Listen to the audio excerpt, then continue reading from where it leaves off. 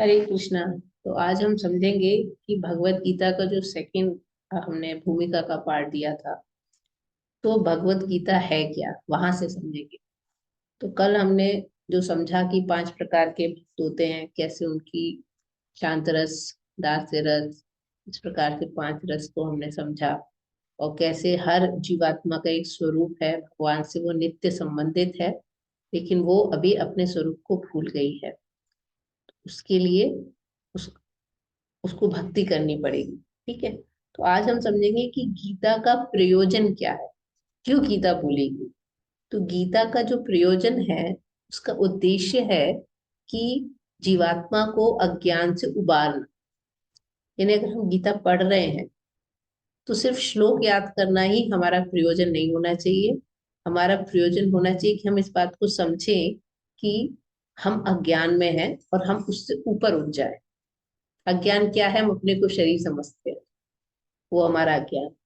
ठीक है। तो इसमें बताया है कि अर्जुन भी कठिनाई में फंसा था, उसी प्रकार हम भी फंसते हैं। हम लोग आत्मा अमर है, मरती नहीं है, हम तो कभी मरते नहीं है, लेकिन हमें इस बात का भय बना रहता है कि कहीं हम मर ना जाए। इसे लिखा है कि अनस्तित्व से भयभीत नहीं होना चाहिए। अनस्तित्व माने मेरा अस्तित्व है, मैं खत्म हो जाऊंगा, मैं मर जाऊंगा। हमारा अस्तित्व सनातन, किसी न किसी कारण से हमको असत में डाल के। ठीक है। ये फर्स्ट पैराग्राफ। फिर इसका जो सेकंड पैराग्राफ है, कष्ट भोगने वाले अनेक मनुष्यों में से कुछ ही होते हैं जो वास्तव में जिज्ञासु होते हैं कि उनको क्यों कष्ट मिल रहा है।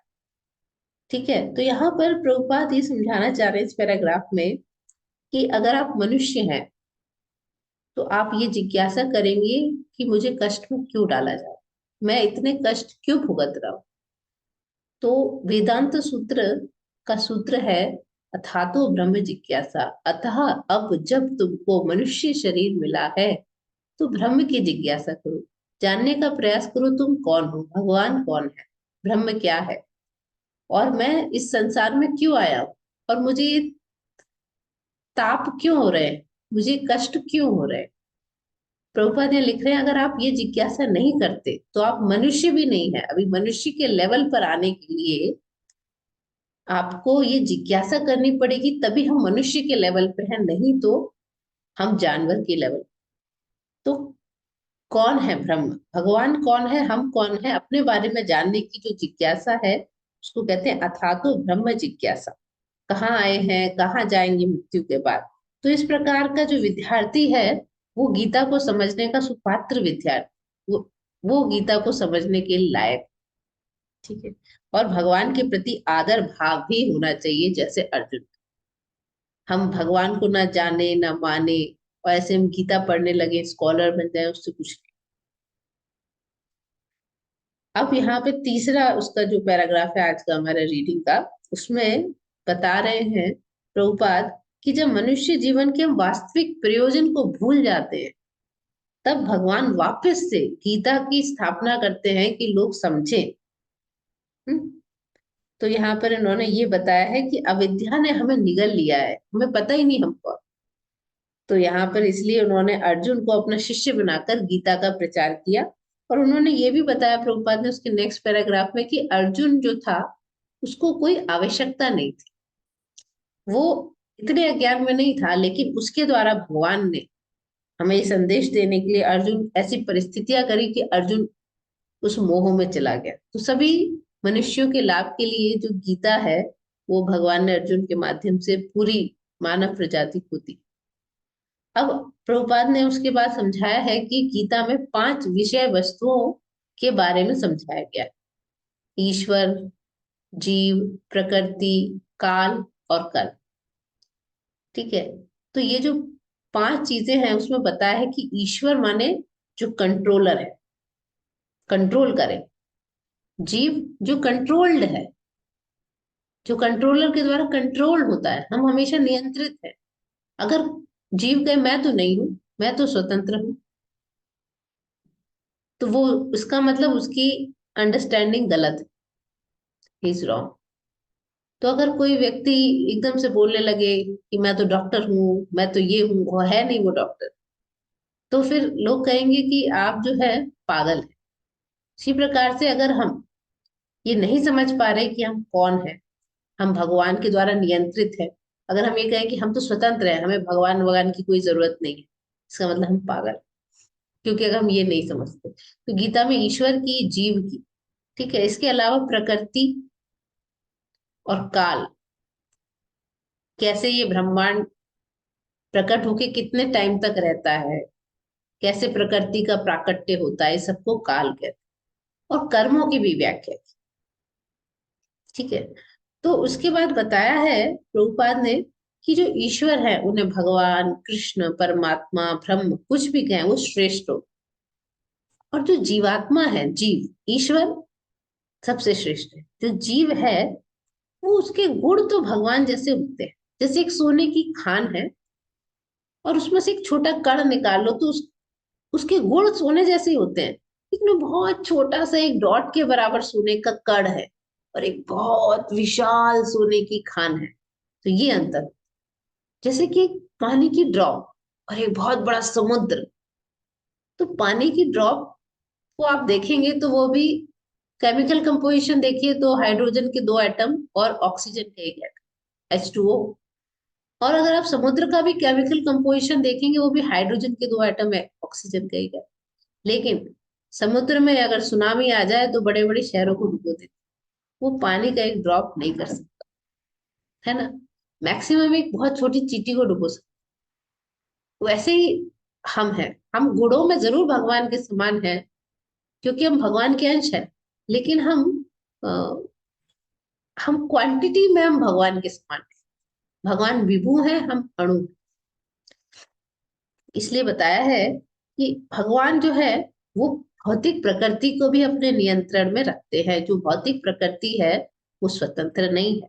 इसलिए भगवान कहते हैं, मया अध्यक्षीण प्रकृति सूयते सचराचरम। मेरी अध्यक्षता में, हे अर्जुन, ये जो भी भौतिक प्रकृति है मेरी, मेरे गाइडेंस में काम करती है।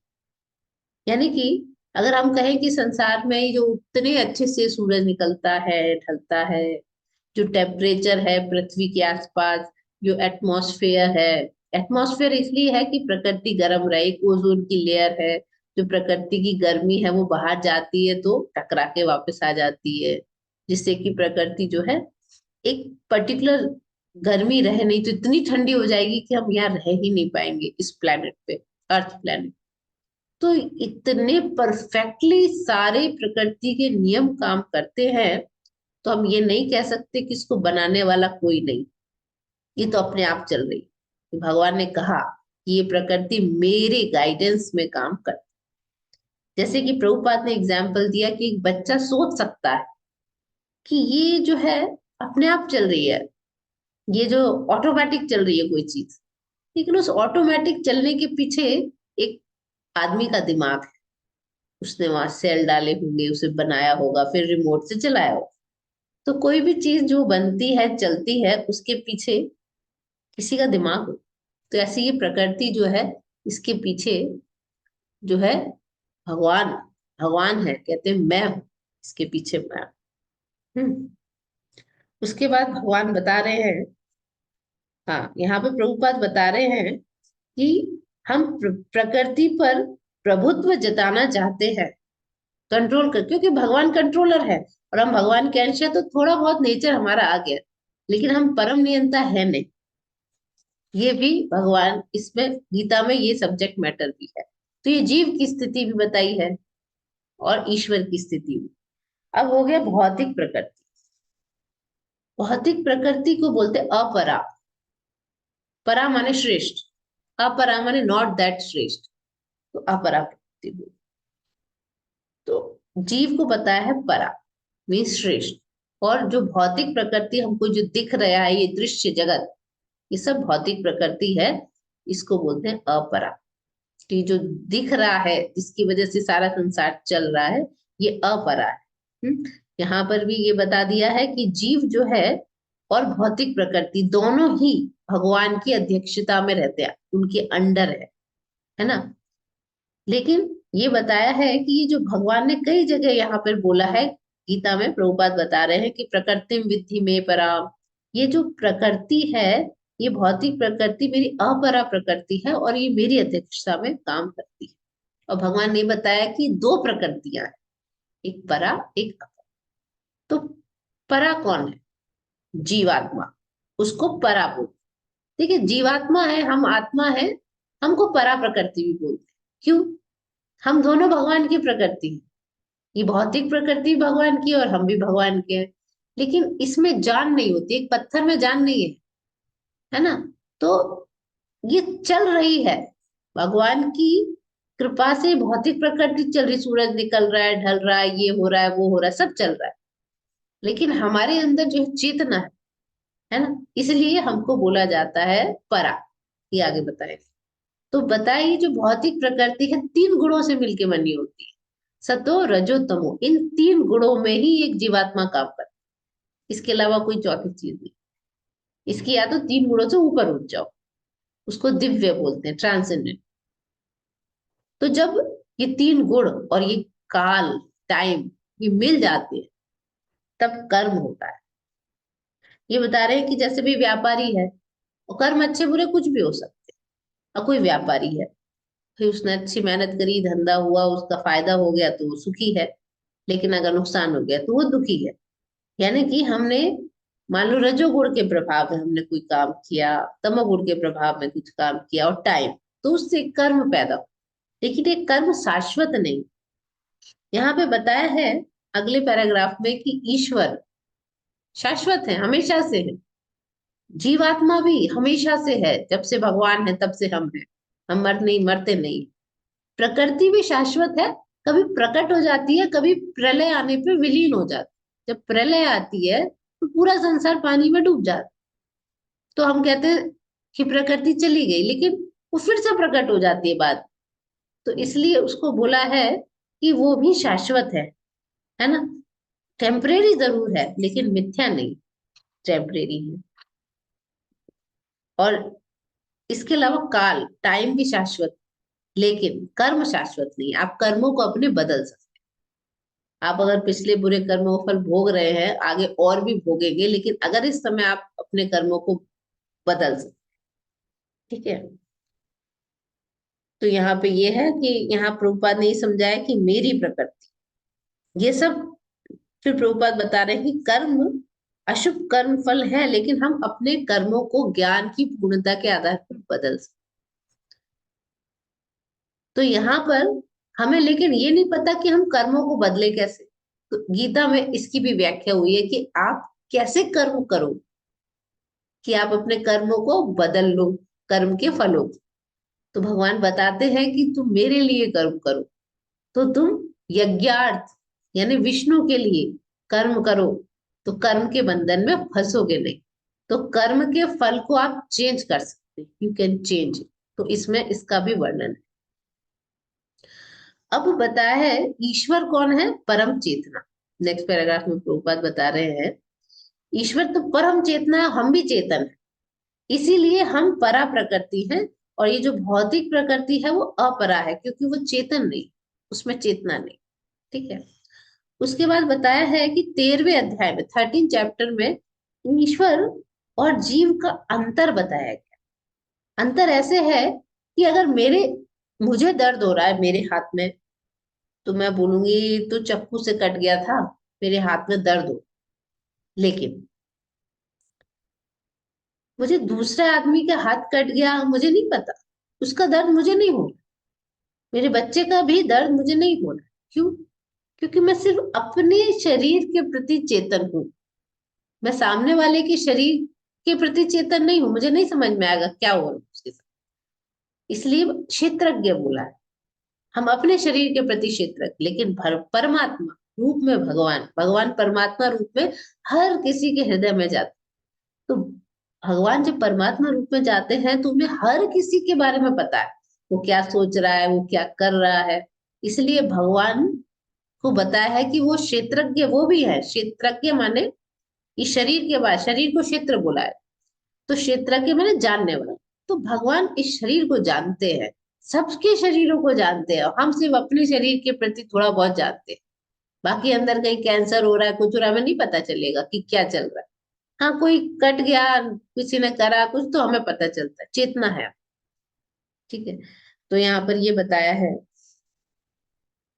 दूसरा ये बताया है कि परमात्मा ईश्वर नियंता के रूप में, ईश्वरः सर्वभूतेषु, है ना, भगवान जो है परमात्मा के रूप में हमारे हृदय में स्थित है ना। तो ये बताया है। तो भगवान जो है वैसे निर्देशित करते हैं, जीव जैसा चाहता है उसको निर्देशन देते हैं। तो यहाँ पर ये बताया। तो अगर आप सतोगुण में स्थित हो जाओ, तो आपको पता रहेगा कि मुझे कैसे कर्म करने हैं, कैसे नहीं करने, तब आप अपने कर्म के फलों को बदल सकते। इसलिए बताया है कि कर्म शाश्वत नहीं है। तो कैसे एक जीव जो है अपने कर्म फलों में फंस जाता है, पाप पुण्य में फंस जाता है, गलत सही काम कर। तो यहाँ पर बताया है अगले पैराग्राफ में, जो हमारा आज का लास्ट पैराग्राफ है, उसमें बताया है कि जो चेतना हमारी दिव्य है और पदार्थ के संयोग से उत्पन्न नहीं हुई। देखिए, ऐसा नहीं है कि आप 4-5 केमिकल मिलाएंगे तो कुछ एक शरीर बनेगा और आप उसमें वो चलने लगेगा, बात करने लगेगा, फीलिंग्स होंगी उसके अंदर। नहीं, ये सारी चीजें जो है आत्मा की वजह से शरीर में होती। तो जो चेतना है वो किसी पदार्थ का संयोग नहीं है। यानी ऐसा नहीं है कि भौतिक प्रकृति की हमने चीजें ले ली और हमने बना दिया, ऐसा नहीं होता है। तो अगर कोई मर जाए, उसकी आत्मा निकल गई, तो आप वापस उसको जिंदा नहीं कर सकते, आत्मा निकल गई। और अगर मान लीजिए उसको खून बह गया, उसकी वजह से मर गया, तो अगर मैं दोबारा बॉडी में खून डाल दूं तो क्या चलने लगेगा? नहीं चलेगा ना। जैसे भौतिक चीज है, कोई गाड़ी चल रही है, टॉय है, कोई टॉय में हमने सेल डाला और वो चल रहा है। अब बंद हो गया, हमने कहा क्यों बंद हो गया? देखा बैटरी खत्म हो गई, हमने बैटरी निकाल के दूसरी डाल दी, चल गया। लेकिन क्या किसी व्यक्ति के मरने पर उसका ब्लड बह जाए और हम दोबारा से ब्लड डाल दे, तो क्यों नहीं चलता? वो उसको भी फिर उठ के खड़ा हो जाना चाहिए, ब्लड बह गया तो वापस ब्लड आ गया, कुछ प्रॉब्लम हो गई तो वापस डाल दिया वो चीज। नहीं होता। मृत्यु हो गई मीन्स हो गई। तो ये पदार्थ का संयोग नहीं है, ये आत्मा की वजह से हमारे अंदर चेतना। और प्रभुपाद बता रहे हैं कि जीवात्मा के ऊपर बहुत जल्दी संसार का प्रभाव पड़ता है, लेकिन भगवान के ऊपर कभी नहीं पड़ता। क्यों? भगवान जब इस संसार में आते भी हैं, अवतार लेते हैं, तो भी वो प्रकृति के अंडर में कभी नहीं आते जैसे हम लोग रहते। भगवान हमेशा प्रकृति से परे रहते। क्यों? क्योंकि भगवान कहते हैं मया अध्यक्षेण प्रकृति, मेरी अध्यक्षता में काम कर। भगवान थोड़े उसके अंडर में आए। इसलिए भगवान कभी भी कलुषित नहीं होते। तो हमें भगवत गीता शिक्षा देती है कि हमारी जो चेतना, हमारी भी चेतना है, लेकिन अभी हमारी चेतना कलुषित है, उसमें कचरा भर गया है, उसको क्लीनिंग करनी है, हम क्लीन करना चाहिए। तो जब ये जो क्लीनिंग है ना, उसी को भक्ति कहते हैं। एक भक्त भी वही काम कर रहा है जो एक नॉर्मल आदमी कर रहा है, फिर भी उसकी क्लीनिंग हो रही। कैसे? एक नॉर्मल आदमी भी खाना बना रहा है, एक भक्त भी खाना बना रहा है। तो वो ठाकुर जी के लिए खाना बना के जब भोग लगाता, तो उसकी चेतना की क्लीनिंग होती है। वो भी खाना बना रहा है, वो भी बना रहा है, खा वो भी रहा है, वो भी खा रहा है, दूसरा भी आदमी, लेकिन वो प्रसाद खा रहा है, भगवान को भोग लगा। दूसरा आदमी, भगवान कहते हैं जो अपने ही इंद्र तृप्ति के लिए पका के खाते हैं, वो पाप खाते हैं, वो पाप खा रहे हैं। तो डिफरेंस हो गया। तो इसलिए जो भगवान है, लेकिन वो त्रिगुणातीत होते हैं, उनको चेतना, वो कभी इस प्रकृति में आके कलुषित नहीं। तो हमें यह जान लेना चाहिए कि अभी हमारी चेतना कलुषित है, ये लास्ट है। तो इस प्रकार से आज का हमारा क्वेश्चन पूरा। तो कल का हम फिर आगे का देंगे। तब तक के लिए हरे कृष्ण।